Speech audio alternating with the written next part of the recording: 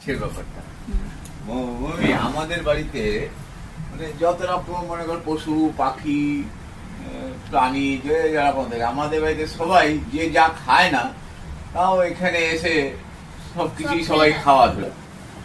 5-7 দিন আগে একটা ক্রোকোডাইল মাছ নিয়ে অ্যাকোয়ারিয়ামে ছাড়া হয়েছে। আগেরটা কি হলো? আগেরটা আমার হাতের চাপে মারা গেছে। এই ক্রোকোডাইল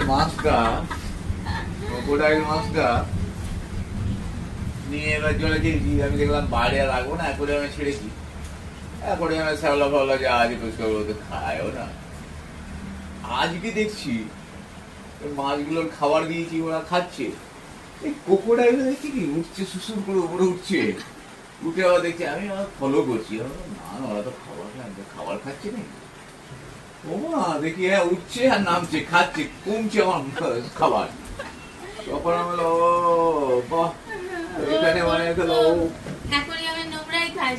হ্যাঁ ও তো খাবারই খায় না, ও খাবার খাওয়া শিখে গেছে আর কি। আসলে অ্যাকোয়ারিয়ামটা পরিষ্কার ও ময়লা পাচ্ছে না, ওই জন্যই খাবার খাচ্ছে। আরে খাবার হোক, খাবার খাবি।